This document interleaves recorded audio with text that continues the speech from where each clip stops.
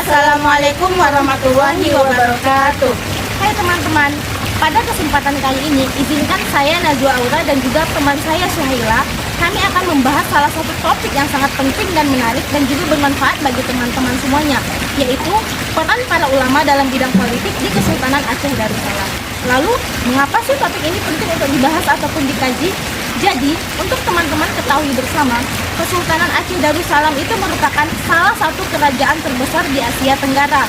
Dan para ulamanya juga sangat berperan dalam beberapa bidang, tidak hanya dalam bidang agama saja, tetapi dalam bidang pendidikan, politik, dan juga hukum. Lalu dengan mempelajari peran para ulamanya tersebut akan menambahkan wawasan bagi kita semua tentang bagaimana sih hubungan antara agama dan juga kekuasaan yang harmonis dalam sejarah Islam di Nusantara. Baiklah, langsung saja kita bahas bagaimana peran para ulama dalam bidang politik di Kesultanan Aceh. Kesultanan Aceh Darussalam berdiri pada awal abad ke-16 dengan puncak kejayaan pada masa Sultan Iskandar Muda, yaitu pada tahun 1607 sampai 1636. Sejak awal, kerajaan ini sangat terbuka terhadap keilmuan dan kedatangan para ulama dari berbagai wilayah dunia Islam, seperti Timur Tengah, India, dan Persia.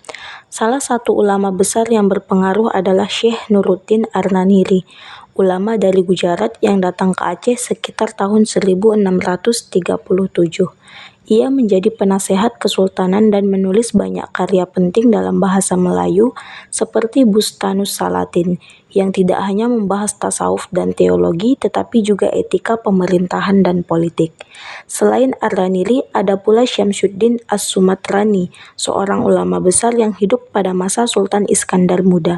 Ia dikenal sebagai tokoh wujudiyah dan juga menjabat sebagai Qadi Malik Al-Adil, yaitu Hakim Agung Kerajaan, menunjukkan bahwa ulama memegang posisi strategis dalam struktur politik kekuasaan.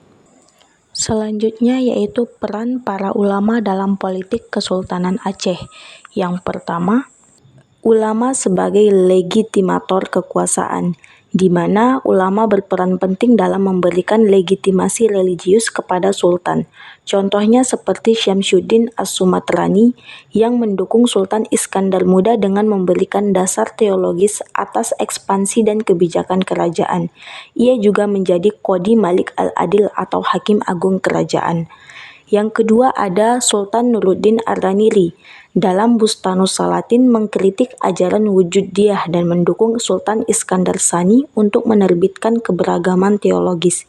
Ini menjadi bagian dari upaya penguasa untuk menyatukan pandangan keagamaan dalam mendukung stabilitas politik. Yang kedua, ulama juga sebagai pembentuk sistem hukum dan etika pemerintahan, di mana karya-karya ulama Aceh seperti Bustanus Salatin dan berbagai kitab fikih yang diadopsi dari Mahkamah Kesultanan menjadi dasar sistem hukum Islam. Ulama tidak hanya membimbing secara spiritual, tetapi juga membentuk aturan pemerintahan dan etika kepemimpinan. Yang ketiga yaitu ulama sebagai agen intelektual transnasional, di mana Kesultanan Aceh menjadi bagian dari jaringan ulama global, karena para ulama belajar dari Timur Tengah dan membawa pulang ilmu untuk disebarkan. Ini menjadikan Aceh sebagai pusat keilmuan dan diplomasi Islam di Asia Tenggara. Apa pelajaran dari sejarah ini bagi kita umat muslim masa kini? Pertama, integrasi antara ilmu, agama, dan politik tidak harus saling bertentangan. Para ulama sebagai penjaga moral dan intelektual bangsa tetap relevan, asalkan tetap kritis dan independen. Kedua, sejarah Kesultanan Aceh mengajarkan bahwa kejayaan umat Islam tidak hanya dibangun oleh kekuatan militer, tetapi juga oleh kecemerlangan intelektual dan kolaborasi lintas wilayah. Di era globalisasi ini, kita bisa belajar dari semangat para ulama Aceh untuk menjalin jejaring keilmuan lintas negara demi kemajuan umat, sambil tetap menjaga identitas lokal dan nilai-nilai keislaman. Demikianlah pemaparan materi kami tentang peran ulama dalam politik Kesultanan Aceh. Semoga materi ini dapat membuka wawasan kita bahwa ulama, ilmu, dan kekuasaan tidak harus berada dalam konflik, tetapi juga harus saling mendukung untuk menciptakan masyarakat yang adil, beradab, dan